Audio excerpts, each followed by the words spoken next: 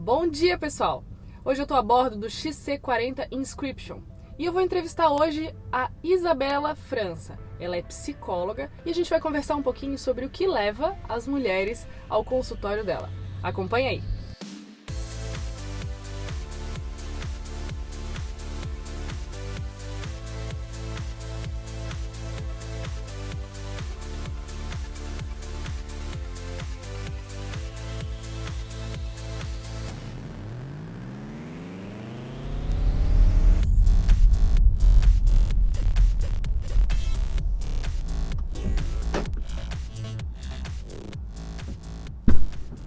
Oi! Olá!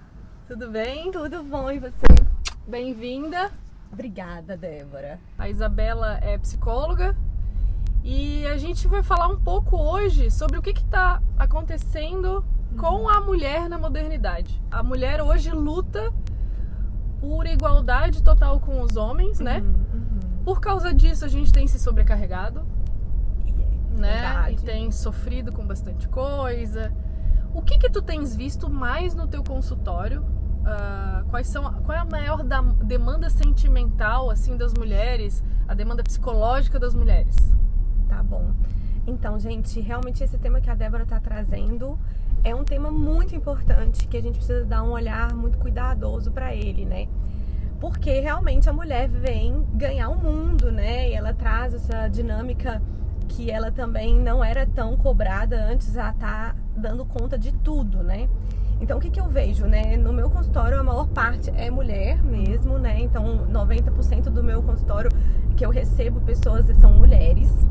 E são mulheres com ansiedade, mulheres com depressão, com distúrbios pós-traumáticos. Então isso sim são sintomas da ansiedade, né? Que a gente quer dar conta de tudo e não dá conta, né? E a gente precisa conscientizar disso e saber do nosso papel, que o nosso papel primordial, ele é dar conta de ser mulher, né? E dar conta de também olhar para esse feminino. Então, a ansiedade, ela é uma sensação de que a gente não está seguro. E aí acaba gerando um sofrimento pra gente essa sensação. E aí a gente quer antever, a gente quer ter um olhar 360 graus para tudo que tá acontecendo pra gente não sentir aquilo. É você viver no futuro, tentando e não se presentificando aqui no aqui e agora. Então você gera sensações no corpo, não só na cabeça, né, não só no mental, mas no corpo também, dessa sensação de ânsia de dar conta de tudo, né? Hoje a gente pode dizer que a grande maioria das mulheres trabalha além em casa, digamos assim. Exatamente. Uma grande quantidade com filhos. Sim. E é interessante porque, claro que se fala muito de igualdade, se luta muito por igualdade, mas a gente estava conversando antes que tem um probleminha aí no meio, né? A mulher quer dar conta também desse papel que era antes exclusivamente masculino, mas ela continua tendo que exercer o seu papel feminino, ou seja, o seu papel de cuidar da casa, de cuidar dos filhos, de ser sempre a referência dos filhos, por mais que o pai se envolva bastante. E a gente sabe que não são todos os pais que se envolvem bastante, né? Verdade. Tem aumentado, mas não é tão comum, né, ainda, né? Exato. E aí eu acho que nisso que a gente acaba se perdendo muito, né? Exatamente, Débora. O que a gente vem entender também aí, né, eu trouxe o conceito primeiro mesmo no entender do comportamento da ansiedade, né, do que é a ansiedade, mas assim, ó, a gente tem que estar olhando por que a gente fica ansioso, né? E o que ela vem, a ansiedade vem como um símbolo. Para quê? Para nos alertar. Então muitas vezes eu vejo, né, as mulheres no meu consultório chateadas e muito mal por estar sentindo aquelas coisas, né? Sério? Sim. Sentimento de culpa por estar mal? Sim. Meu Deus. Exatamente, ainda tem isso. Elas estão mal e estão se sentindo muito mal de estarem sentindo aquilo. Então a culpa é dupla, né? Eu tô sentindo, é muito complexo isso, mas é real. E aí o que a gente percebe, né? É que elas também não acolhem a dor. Então as pessoas não foram, né, de certa forma, educadas para acolher dor. Elas foram educadas para não olhar para a dor. E a ansiedade, ela vem como um símbolo de que a gente precisa acolher aquela dor, entender por que a gente está ansioso. E a partir daí que a gente vai trabalhar um caminho para a gente modular isso dentro da gente ter o controle emocional para que a gente possa enfrentar a ansiedade, porque ela também, em dosagens pequenas, ela é muito importante. Nós realmente não estamos no mundo seguro, então a gente não pode achar que a gente não pode se lançar. Então a ansiedade, ela nos protege. Assim como o medo nos protege, noção de perigo, né? O medo, eu já li uma coisa sobre o medo que eu achei muito interessante. Sim. O medo faz tu não colocar a mão no chuva quente, né? Perfeito. A gente não pode se lançar no vazio, a gente tem que ter esses cálculos, esses planejamentos. Então a ansiedade e o medo, eles são gatilhos em dosagens normais de segurança. Entendi. Só que a gente precisa também entender que às vezes a gente passa do limite, quando a gente vê, a gente já está doente, a gente já está adoecido por aquilo ali. Mas né? Deixa eu te perguntar uma coisa. Quando as pessoas te procuram no consultório, elas já estão num estágio muito avançado? Isso é muito interessante que você está trazendo. É bem difícil mensurar, mas assim, muitas chegam já com os sintomas mesmo e a doença já instalada. E algumas, elas começam a perceber que elas estão diferentes. Tipo, tá acontecendo alguma coisa comigo, eu não sei o que é. Então, já tá começando. Às vezes algumas chegam no início do processo de adoecimento e outras chegam já adoecidas. Mas ninguém chega no consultório ninguém chega bem dizendo assim, não, eu quero evitar que isso aconteça. Não, ninguém fala assim, nossa, eu percebi através de uma reportagem que eu posso ter, né, uma tendência a isso, porque... Eu acho que é muito cultural também, né? A gente foi, pelo menos a nossa geração cresceu achando que ir para psicólogo era um problema, que tratar os nossos sentimentos era um problema. Eu acho que a gente traz essa carga inteira para agora e agora tudo explode, né? Exatamente. Nós não fomos educados para olhar para as emoções. A gente não foi educado para valorizar a nossa saúde mental. Sendo que ela rege todas as outras, de alguma forma, né? Quando a gente não tá bem mentalmente, a gente não consegue estar bem em nenhum grau. Não consegue trabalhar, não consegue comer direito, né? Exatamente. Tem uma série de coisas, não consegue dormir. Exatamente. Coisas básicas que fazem a gente estar vivo e fazem a gente se sentir bem, né? Então, assim, isso é muito importante, né, Débora? Assim, acho que a gente precisa olhar pra saúde mental com amor, sabe? Entendendo que ela é muito importante pra gente e que a gente precisa realmente parar de olhar com ela com preconceito. Com preconceito mesmo. A gente conversando, tu falou sobre esse resgate da feminilidade. Sim. E essa coisa de a gente ter que brigar pelo lado masculino e lado feminino. Pode explicar um pouquinho o que seria isso? Que eu sei que é um tema bem polêmico, mas eu acho que a gente tem que trazer aqui, até porque isso não é opinião de ninguém, isso é estudo científico, né, da psicologia. Sim. Então, se tu puderes falar um pouquinho sobre isso. Tá, então vamos lá. Então, o que a gente tá falando? Vamos tentar trazer um pouquinho daquela questão da ansiedade, né? É um exemplo bem legal, para a gente poder olhar para ela como um símbolo. Então, o que a gente tá percebendo, né? Que dentro de nós, isso é muito legal, assim, que as pessoas às vezes não sabem disso e às vezes ficam brigando com isso como se fosse algo ruim. Dentro da gente nós temos o masculino e o feminino e a gente precisa nutrir os dois, né? Então, o que acontece quando a mulher vai pro mundo, vai trabalhar, vai conquistar, né, milhões de coisas e tem que ser proativa e tem que exercer um pouco mais de forma mais agressiva para dar conta das coisas, um raciocínio mais lógico, algo que exija dela mais uma competitividade, enfim, ela está nesse momento trabalhando o lado masculino dela e ela tem isso dentro dela, isso psiquicamente falando. Então é muito legal que ela desenvolva esse lado. Só que ela não pode esquecer do feminino. E o que eu tenho percebido no consultório? Que as mulheres têm negligenciado e às vezes até desvalorizado o feminino como algo ruim. Esse lado feminino, ele tem, né? O que ele nos representa, né? Como que ele trabalha dentro da gente? A gente fica mais intuitiva, a gente trabalha mais a nossa intuição, a nossa sensibilidade, a nossa capacidade de acolher mais as pessoas, nutrir. Isso, gente, não é só mãe, não é só... Qualquer pessoa pode exercer esses papéis, né? Porque ela tem dentro da natureza dela psíquica isso. E se a gente não valorizar esses aspectos e só valorizar o aspecto do masculino, a gente mata o feminino dentro da gente. Nós carregamos também uma herança genética, cultural, que também nos modula nesses papéis que a gente está exercendo hoje. Então a mulher, ela não exerceu esse papel tanto tempo quanto ela tá, né, desse masculino, dessa coisa ativa. É novidade, é relativamente novo isso. Isso, ela tá integrando dentro dela. Então a gente precisa integrar com muita cautela, muito amor, porque a gente passou a maior parte da nossa herança cultural era servindo mesmo, ficando em casa. Então a gente precisa fazer as pazes com isso de alguma forma pra gente também não matar isso tudo que é da nossa construção. A palavra que definiria isso, equilíbrio, né? Equilíbrio, exatamente. A justa medida. A justa medida é o nosso exercício diário.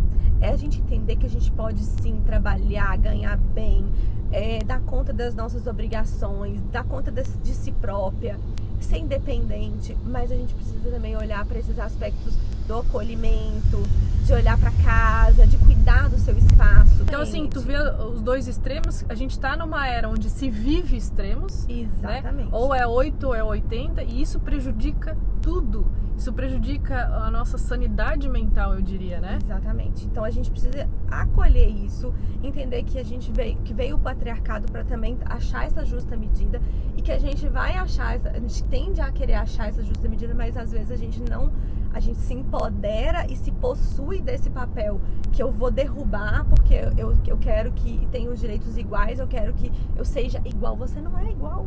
Por que você tá lutando para ser igual?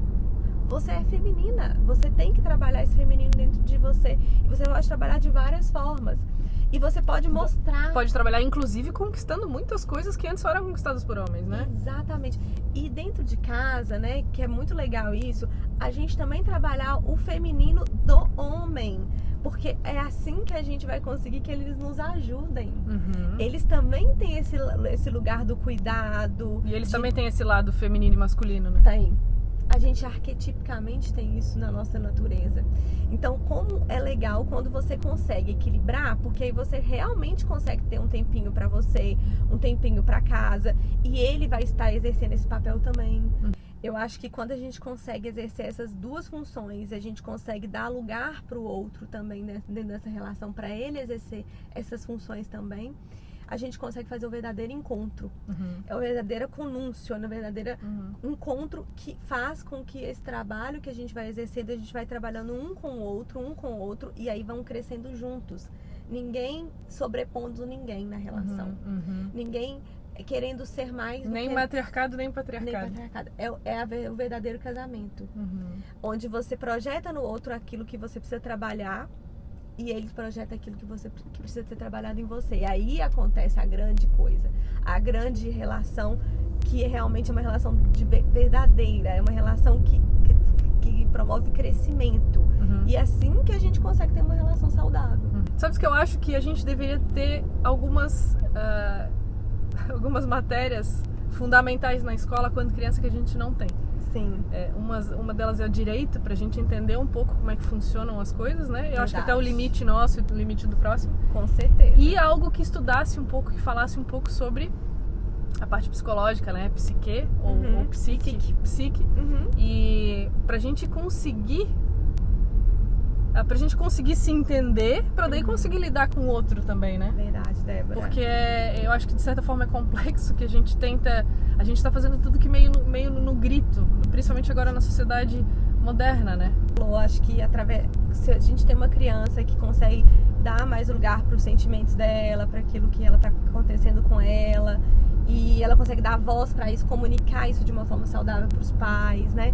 Ela consegue ter uma vida psíquica com muito mais qualidade. Com muito mais qualidade, com muito mais qualidade e com muito mais clareza daquilo que ela sente, fazendo escolhas mais sábias e fazendo escolhas mais coerentes com aquilo que ela é, né?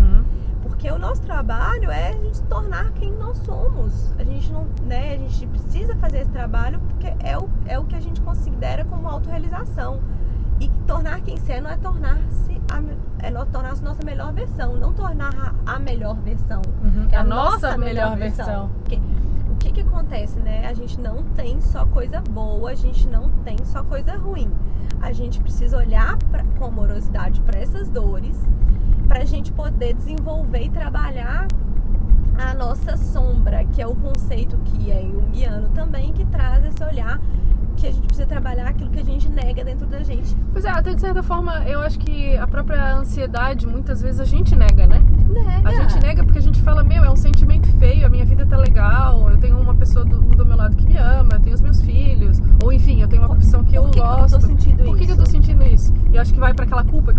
inicialmente, Exatamente. né? E é uma coisa totalmente descabida, né? Exatamente. Então a gente nega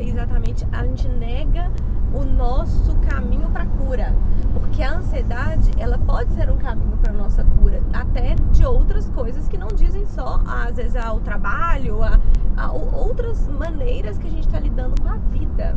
Então é uma forma de lidar com a vida. Sintomas de ansiedade. Então, pensamento acelerado, sudorese, taquicardia, sensação de que tá realmente querendo dar conta de tudo, e aquela respiração, até a própria respiração a gente precisa olhar muito. Quando a gente tá mais ansioso, a gente muda completamente o nosso ritmo de respiração. Então a gente precisa se perceber, por isso que os exercícios de respiração são tão importantes, porque eles fazem com que a gente volte pro nosso estado mais normal.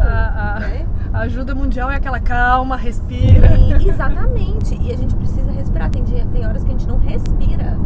Então isso são dados, né, de um nível mais menor, mas quando se chega num ponto de pânico, fobia, você já tá num nível exacerbadíssimo da ansiedade. Como a gente falou, em estado normal ela é benéfica, mas em estados exacerbados ela se torna, ou ela vai se desmembrando em outros sintomas. Então tem pessoas que sentem mais a fobia, tem pessoas que vão pro pânico. Ainda é diferente. Dependendo da própria, de repente até da constituição da pessoa também, né?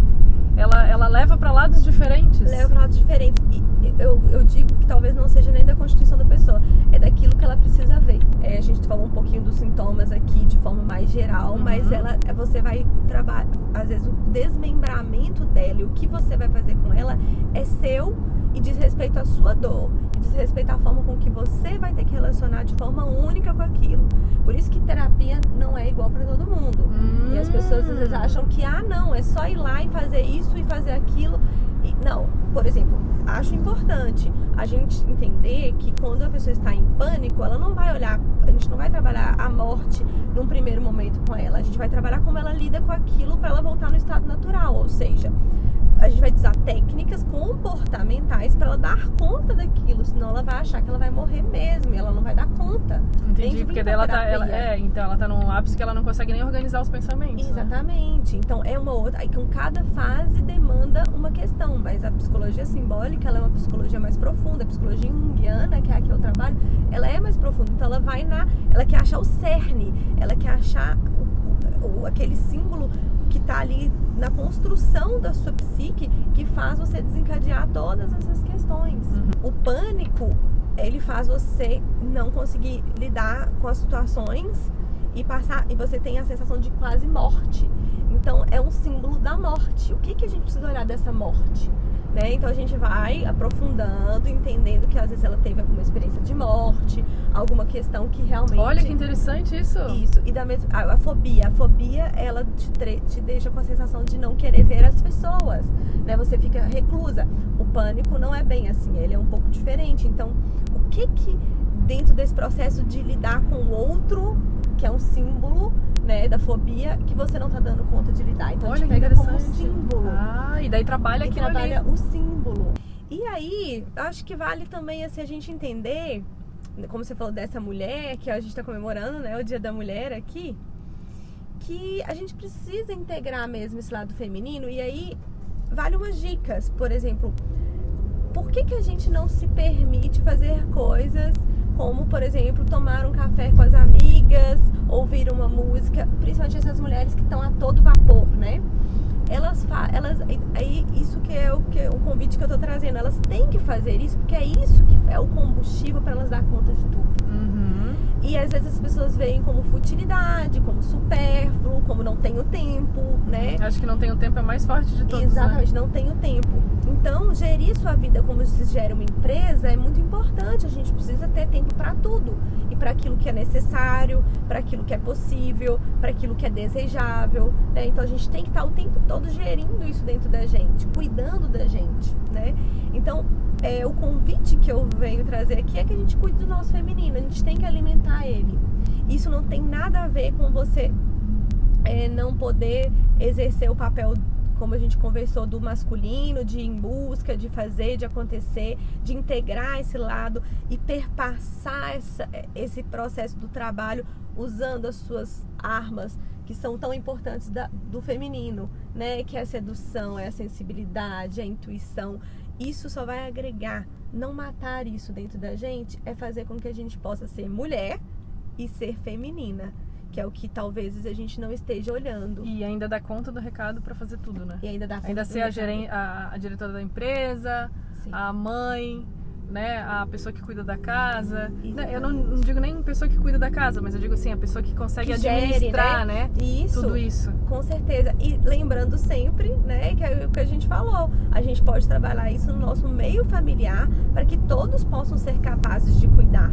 Não só a gente, né? Então a criança também tem arquetipicamente o masculino e o feminino. Então a gente precisa entender que todos nós temos capacidades que podem ser desenvolvidas. E quanto mais desenvolvidas mais cedo, né, Débora, como você bem colocou, melhor, porque a gente vai ter homens mais inteiros e mulheres mais inteiras. Olha, e não cindidas nesses papéis, né?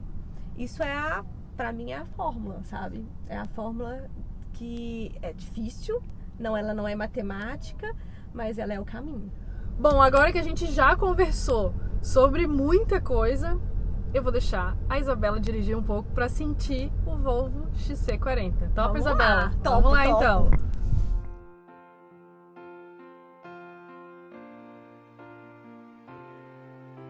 She may be the face I can't forget, a trace of pleasure or regret, maybe my treasure or the price I have to pay. She may be the song that summer sings, maybe the chill that autumn brings. Isabela, o que tu achou do carro? Olha, Débora, muito obrigada pelo brinde, eu vou levar. Amei mesmo, o carro é maravilhoso, traz muita segurança, achei o carro fantástico, amei. Curtam esse vídeo, compartilhem com suas amigas que estão passando por uma situação dessa, amiga, namorada, mãe, prima, e fiquem espertos que continua essa série sobre o Dia da Mulher, tá bom? Tchau, tchau. Tchau, gente.